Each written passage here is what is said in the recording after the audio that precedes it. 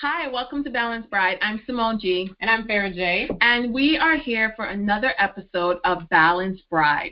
Don't forget to like us on Instagram, @BalanceBride_, our hashtag #BeBalance, hashtag Balanced Bride, hashtag Be a Balanced Bride, because that's what this is all about. So, Farrah, what are we going to be talking about today? Before we talk about anything, thank you so much for the feedback you guys have been giving us. We're hearing great things. People are so excited. We're hearing things like they love how raw and uncut we are, like super raw. We don't have any money. Right. So we just keep it real to our budget, keep it real to our personalities. So definitely follow us on Instagram, on Facebook.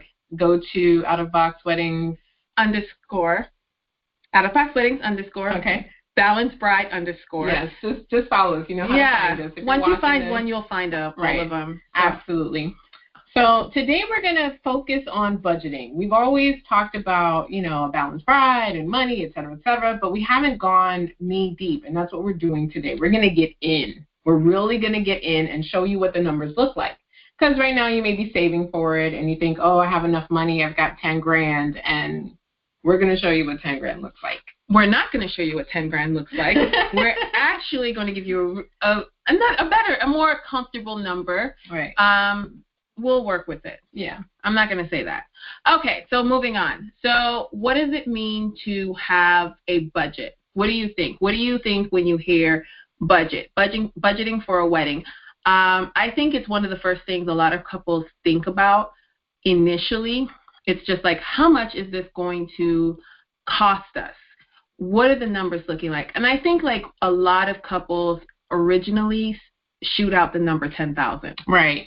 But that's not always realistic, depending on where you live and honestly the type of wedding you are wanting to have. If you're a Pinterest bride and you're on Pinterest pinning every damn thing you see, right. Chandeliers and fandeliers and handeliers. I think that alone is $10,000, to be quite honest with you. Right. I don't think, I think that it really just depends on what your wants and your needs are for your wedding, what your budget will fall to be. So let's just go with that. Well, why is a budget important? That's my question. Yeah. Okay. So why is a budget important? I think it's, first of all, most important because you don't want to overspend, and it's easier and less frustrating. So if you have a number in mind, and you're keeping track of it, because it's one thing, because granted, I've had the couple that gives a budget and then explodes the budget. Right. And here I am, little wedding planner, trying to help them keep track of the budget. Right. Like, no, you're going over. They're like, no. It's okay. We got it. Make it rain.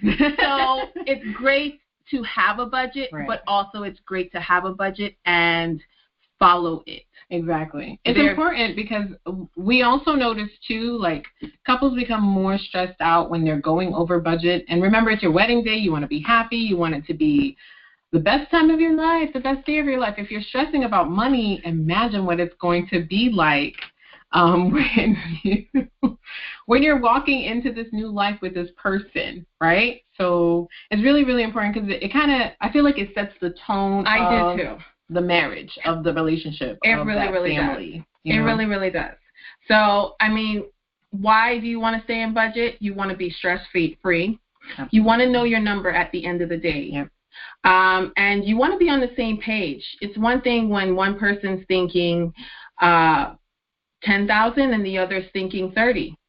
So, and literally we've had that experience before. All the time. And it's funny because it almost seems like it's always the groom who thinks 10 and the bride who thinks 30. She's got a whole nother number going on. She wants all the fab. Yeah. Right. So, all of that.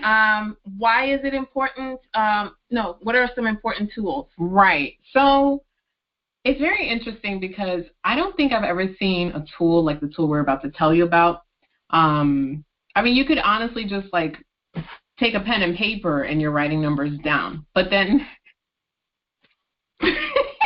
I'm sorry, I'm laughing. If you guys are listening, you have to watch the live in order to see why we pause to giggle. Anyway, so Cemone Glinton, CEO and lead creator, creator, designer, brainchild of this project, or this business rather, came up with what's called the budget calculator. It's like the best thing since sliced bread. You have your number, you put it in the top, and then it breaks everything down for you, down to the nitty-gritty. So we're about to give you an example. Yeah, right? We are. So, for example, if you go onto our blog, it's located there. If you go into even the Instagram and you click on the link, it pulls down the different resources, free resources that we have for you, the budget calculator being one of them. So basically, with the budget calculator, it's simple as pie. I don't know why people say that, but we're going to go with simple as pie. I guess. Okay. I don't know. Have you ever baked a pie? Girl, no. Okay. But anyhow, so let's just say you have a budget of, I would say, $30,000. Okay. The budget calculator breaks down the cost and the percentages. So we have already done all the work for you. Mm-hmm. We've already put every single percentage based on what we've experienced, with weddings, realistic. It's not some made-up budget calculator. No. It's a realistic budget calculator. And so you plug in that one number, and it breaks it all down to you, from the groom's tux to hair to makeup to officiant, drinks, favors, ceremony, you name it, the budget calculator does that for you. And what this does for you is it kind of like gives you a real bird's eye view as to what am I going to be spending for my entire wedding. And what I love about the budget calculator is I love cushion. So I've included extra, just in case you do a little extra here, other entertainment. Granted, you might not do any of that shit for your wedding, but just in case, we want to make sure that we include it. So what do you think about the budget calculator? I think it's awesome, but I think we should actually give them some numbers, or maybe even an example. An example? Okay. Yeah. So story time. Okay. So what's the story that we're going to talk about? Remember that one wedding? It sucks that we can't mention people's names, but I'm going to Sorry, Nicole. I'm going to wink at you, and you're gonna know who I'm talking about. Girl, please. It was like a 3-part wedding. It was like this whole event.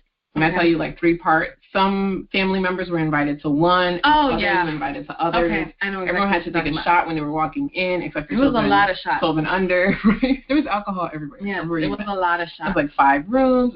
There was a lot going on. And in addition to a lot going on, the budget was there was a lot going on with that budget, right. Too. It was being ignored, being surpassed. It was. So here's the thing about this particular wedding.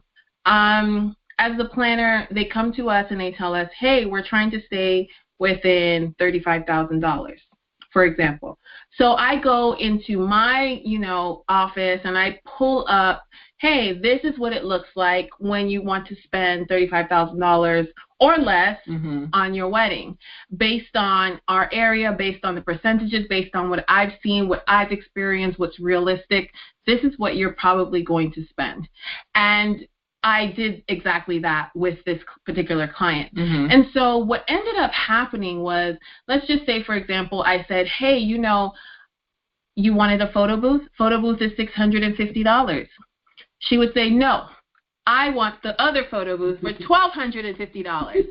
And so I would be like, well, Mary Sue, you are exploding your budget. You are going over budget. And so much so that, I just spoke about cushion. I love cushion. I love putting cushions in my budget just in case there's something very last minute that the client might want. We can afford it. Right.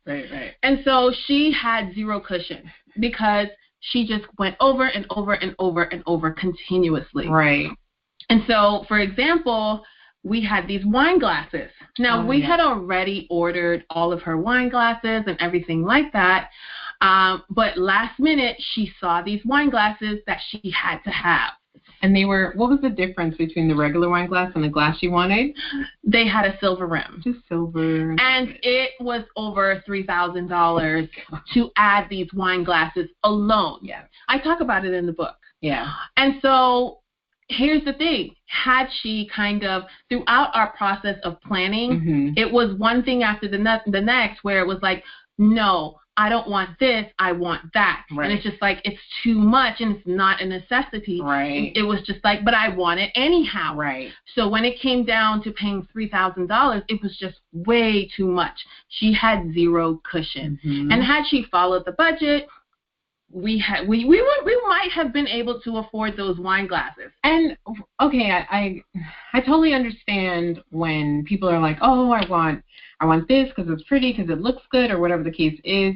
Keep in mind, your guests never pay attention to that. They don't care about no wine glasses. They're never going to be like, oh my God, I love the wine glasses that you had with the silver rim. No one does that. They're going to say, I enjoyed the bar. The bar. Alcohol was great. Food was amazing. Right. You know, we had a good time. The DJ was mixing great tunes. He was awesome. We had a good time. And that's what they're going to say. Right. And so that's why, you know, I believe when it comes to your budget, important things first. Catering. Yes. Very, very important. Selecting a venue. Yep. Very, very important. Hiring your planner. Very, very important. Photography. Let's just take care of the basics first.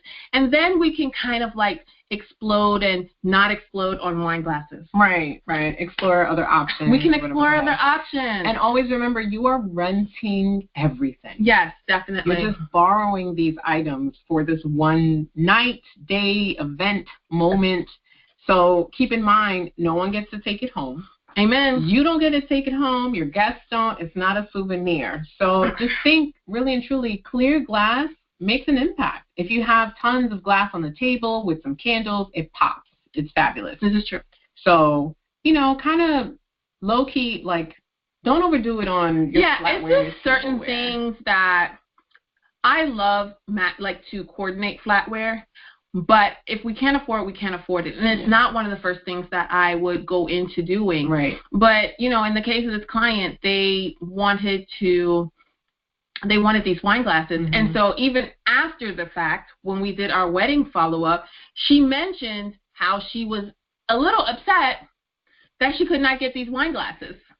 And so I was just like, but listen, you do understand that, you know, we had people supposed to do fireworks, fire dancing or something like that, that didn't do fire dancing because it was a park. And you know, it was just like a lot of different little things that happened that I'm advising you as your planner, hey, don't do that. Yeah. We can put that money someplace else. And it's just like, well, we're going to do it anyhow. It's only so much we can do. It really is. And that ties into your venue. I know a lot of people see like the sparkler exit or flamethrowers or the bartenders who do the fancy flamethrowing. Yeah, that's what it was. Before you go and book that, make sure your venue allows it, is okay, up to code with that. Because if you're in a park, God forbid the wind blows, what's going to happen? And this guy's spitting fire out his mouth and lights a tree on fire. Right. Or lights a guest on fire. Or better yet. Even better. Yum. Yay. So, you know, yes, you want all the bells and whistles and everything like that. And I'm not knocking your vision for your wedding, but take a moment, step back, and think to yourself, is this realistic? Is this something that I need?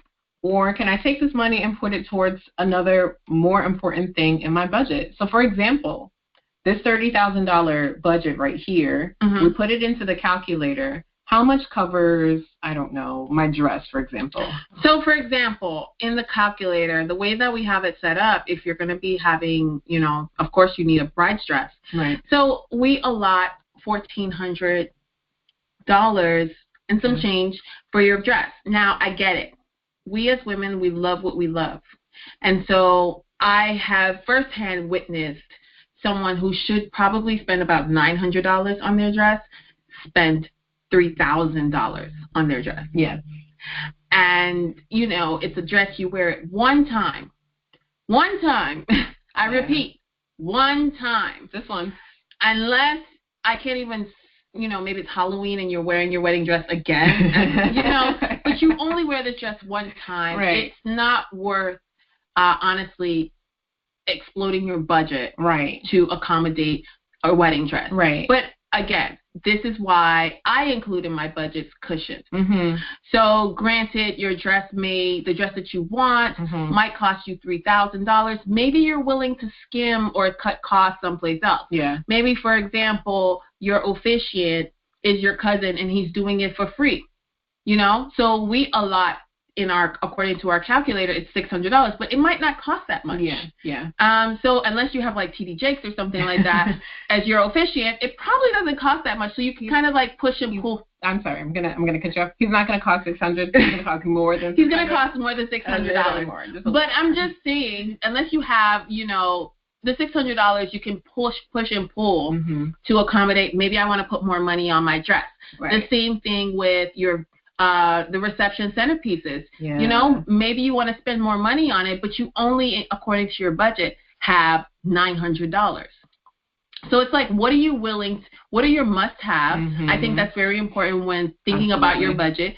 What are your must-haves? I must have a beautiful dress. I must have elegant centerpieces with cascading orchids and gold flatware with gold-rimmed cups and goblets, and I need to have a mime at my wedding. Like, what are your must-haves?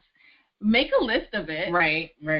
And if you cannot have it, you cannot have it. Right. And that actually makes me think about another wedding that we had where there was a client that they wanted to stay in budget.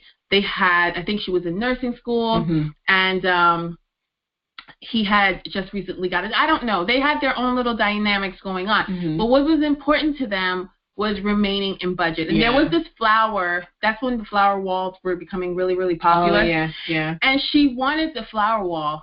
And I said, listen, let's put the flower wall to the end. Yeah. And if we can afford it, we can afford it. Right. Let's just make sure we take care of catering and we take care of everything else that needs to be taken care of. Yeah. And then if we have cushion, we have time for to include the flower wall, let's include it. Right. Well, in the case of this particular client, they did not have it in the budget. Right. They had overage with guests, which made their catering a little bit more. Yeah. Which, the flower wall would not have been able to be accommodated. Right. And so when I came to her 30 days out, I said, hey, do you still want the flower wall? She was just like, it really doesn't fit in the budget. I would love to have the flower wall, but I cannot afford it. And I was just like, and it's okay. We're going to make, because she wanted it behind the bride and groom table. Oh, okay. Yeah, we're going to make your bride and groom table look as beautiful as possible. I think I know who you're talking about. Yeah. Yes, we're going to make your area look amazing. And she was very floored. And I remember that I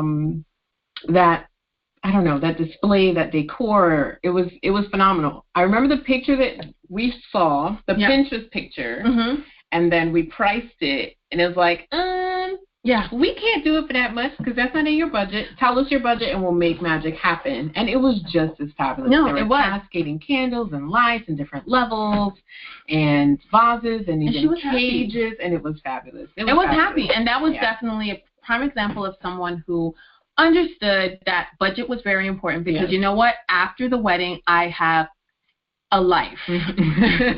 Right? And someone has to front this bill. Tomorrow, I have to go back to work. I have to go back to work. After honeymoon, the honeymoon ends. Right. So what's important to me is maintaining my budget. So there are lots of different resources like the calculator and everything like that. But it's very important that you track your budget. Yes. I think tracking is important, as well as just having an open conversation with your fiance about the budget. It's funny because we're biased because we know, like the trend shows, the women always go over. We want the glitz, the glam, the glitter, the sparkle, because we've dreamed of this since we were 5, right? Right. We always know, like, oh, I want my dress to look like this. I remember designing my wedding dress in the 5th grade. That's a bit much, but and okay. My mom has the picture somewhere, but we're not gonna do it. But for some women, it's a lifelong dream. And so here you are, and it's like, back to life, back to reality. You know, most fathers aren't fronting the bill, even though, like, that's what society it's 2019. to believe. They are no longer paying for us. No.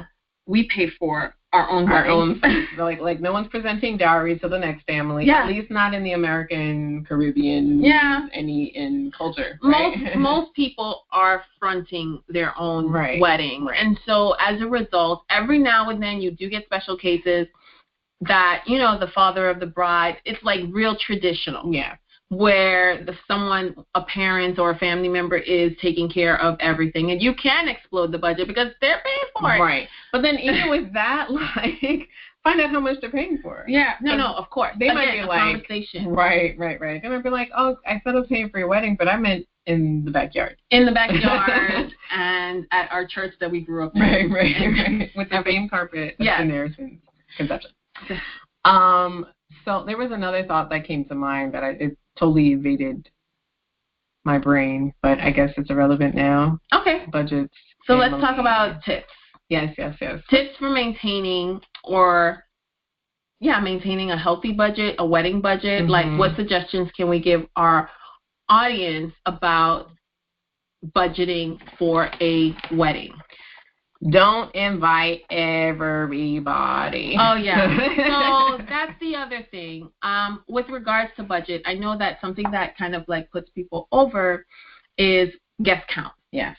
You know, and we've had weddings with that experience before where they say, hey, you know, we really, really want to invite only 150 people. Yeah. And 250 people later, 300 people later, it's like, damn, I only wanted to invite 150 people. Right. This shit is expensive. Exactly. So I think tip number one is make a guest list. Yeah. And stick to it. Stick to it. Be a stickler about it. And more importantly, don't allow, because here's the other thing that it cannot be helped, especially if you're of Caribbean culture or something like that. Mm-hmm. Everyone wants to invite somebody. Everyone wants to invite the neighbor that babysat you when you were 5 years old, especially your mother. Right. Everyone wants to invite somebody, a new girlfriend, a new boyfriend. Yeah. No. And it has to be, you have to be strict with it. You have to be strict with yourself. Stick to your person count. Yes. Do not go over it. And very then important. Not just you, but almost stress it to your guests. Like, listen, please. Don't invite anyone. I only have space for you. Or I don't even know if we should, like, if you should tell your guests, let me know who you're inviting. No, because on your RSVP cards, it should say 1. Ah, okay. And that's it. That's another tip. I like that. On your RSVP cards. 2. How many number, and that's it. Number of guests. You know, I leave a space for 1. And I leave a space for 2, or I leave a space for 1. It's one person coming, and that's what we are going to go with. Right. So it's just very important to stick to your guest count. Right. And do not go over, because if you go over your guest count, guess what? You go over your budget. And you go over your budget, that's more meals. And depending on where you are in the planning process, your caterer is not going to make more food. Yeah. Your venue probably doesn't have the space for more bodies. That's another thing to think about. That's a fire hazard. So you might have some family members who are upset, but it's okay. You know, it's like a give and take. I was at an event over the weekend. Okay. And you were there too. I was there. And it's very interesting because it was a family function. And when I sat there, I was like, I don't know if I want to do a big wedding. It felt so stressful that it was like, if I had a wedding, it would be this times 2. Mm-hmm. Do I want to pay for everyone to stress me out? No. I might not. I don't know. Like, it's I go back and forth as right. Well. And every time we plan a new wedding, I'm like, oh, I love this small, quaint, intimate wedding, but I want something big and then big and fabulous and whatever. So, you really have to narrow it down to what it is that you want, what you can afford. Be realistic with yourself. Mm-hmm. And then if you invite less guests, you might be able to like bump up the glam and the glitz and the sparkle. That's the other thing, because when you over invite guests, people don't think about it. And we've had this experience before where the client isn't thinking about the fact that if you have more guests, that's more tables, that's more chairs, that's more flatware, more cups, more centerpieces in some cases. I mean, more flowers, so more liquor. So it's something to think about. So tip number 1, definitely keep your person count. To whatever your number is, 50 people, 100 people. Do not go over. And my rule of thumb, when clients ask me, hey, how do I decide who comes to my wedding? I said, listen, if I haven't spoken to you in the last 6 months, you're probably not coming to my wedding. Right. So it's best if, and I only keep in contact with certain people, a certain amount of people on a daily basis, on a weekly basis. Right. So my guest list is going to be pretty short. I think. Same here. And whoever's upset, listen, we haven't spoken in like 5 years. What do you want from me? When's the last time I spoke to you? What do you want? I don't even know. You have an extra kid? I had no idea. I don't even know this kid. Who is this person? So that's my thought process. That's what I recommend to clients when they ask me that question about how do I decide. And if there's an issue with your parents wanting to invite someone, because your parents are going to want to invite someone, they're not your parents. Give them a 2-person maximum. And say, hey, mom, dad, you're more than welcome to invite whoever you want. Just keep it to 2 people. Just 2. And but so-and-so. Yes, listen, so-and-so ain't got no money. When we lived in Jersey. And it doesn't matter. No, it's okay. I don't even know what she looks like. Yeah. So those are my 2 recommendations, keeping your person count down. Anything else? I'd say one more thing, and it has to do with the relationship that you have with these individuals. So we've had several weddings where people have had an enormous amount of guests, and we look at the gift table, and it is bare. Yeah, that's the other thing, too. And that hurts. I hate to say it, but at the end of the day, I want my gifts. So, I mean, I put in all this effort. I put in all this money. You want to be happy completely. Exactly. And people, you know your people. Right. Uncle so-and-so doesn't give gifts to anybody, but he drinks all the liquor. Right. It's not fair. Uncle so-and-so, I'll send you about it. Yeah, no. On our behalf. Think about it. Thank you. Whether it is you want monetary because you're starting a family, and you have a new house, or you're asking for gift cards to Bed Bath & Beyond, or maybe you're asking your guests to donate to a charity. Yeah. Those are things that you need to think about with regards to who you're inviting. Right. And there are so many other, tips and tricks that we can offer to you. But honestly and truly, I think the best thing to do is go to the website, click on the link, play around with the numbers, whether you're getting married or not, whether you're like, oh, well, what does this look like? It could even serve as a great planner for yourself, like to budget for the future. If you want to start a wedding fund, now that you're single, willing to mingle, you have your money ready, willing, and just set to the side for this. So, okay. Anything else, my dear? I think my other tip would be having open dialogue with your fiance. I mean, I think about the budget. I think at this point, if y'all are getting married, y'all need to be talking. But it doesn't always happen. And so I want to stress that super important that as a couple, this is your first commitment to each other together. Yes. And so it is very important that you are both honest about your budget. Yeah. You don't want to start off on the wrong foot. No. You want to be clear. Yeah. And you want to start off with a fresh, beautiful slate. Yeah. Not, It's so cringe-worthy when the wedding planner knows that the bride is lying and the groom has no idea, and then the groom calls us or speaks to us, and he's like, how come this is how much it costs? And it's just like, well, your fiance. You might want to talk to your fiance. You might want to talk to your fiance because she told us not to tell you how much this is costing. Right. So, and it's almost like I don't know. Would you include that in a clause of some sort? Like maybe I would have to talk to my lawyer. That's legal issue. Yeah. Because don't pull us to the side and say, don't tell my husband. Don't tell him. We can't do that. Yeah. That doesn't even feel right. It felt awkward. Very, very uncomfortable. But I think that if we're giving tips, that's something that you have to be very open because the crap hits the fan. Yeah. at some point it catches up and questions start being asked and it's, this is costing too much money. This is not what I anticipated. This is not what you told me. And that's an uncomfortable conversation to have. So I would say be honest with your spouse, your future spouse, about what you're going to be spending, as well as be realistic with how many people you're going to be inviting. Yeah. So yeah. Yeah, I think we're good on the tips and stuff. Yes, definitely. So anything else? No, I think I'm good. I think that covers it really and truly. I'm actually going to go to the site and play around with some numbers and see what it looks like. $100,000? If I have $100,000, I'm not spending $100,000. I don't know if I'd spend it on a wedding. On a wedding. If I have $100,000, how much money do you really have? Right, exactly. No. If the $100,000 is for the wedding, then it means I probably got $1 million in the bank. Then $100,000 is no big deal for me. Okay. But if I have $100K, I'd probably put it down on a block, not just one house, but a couple of houses. Houses for everyone. You get a house. You get a house. You're Oprah Winfrey. Look under your chair. You have a sticker, you get a house. All right, guys. So thank you so much for listening to another episode. This has been fun. Always. I'm really, really enjoying this. And I hope you guys are as well. Yes, true indeed. So thank you so much. I am Farrah J. I'm Cemone G. I almost forgot who I was. I'm Cemone G. Yes, and this is another episode brought to you by us. Balanced Bride. Balanced Bride? Yes. Too much red wine. Yeah. All right, guys. Have a wonderful day. Bye. Bye.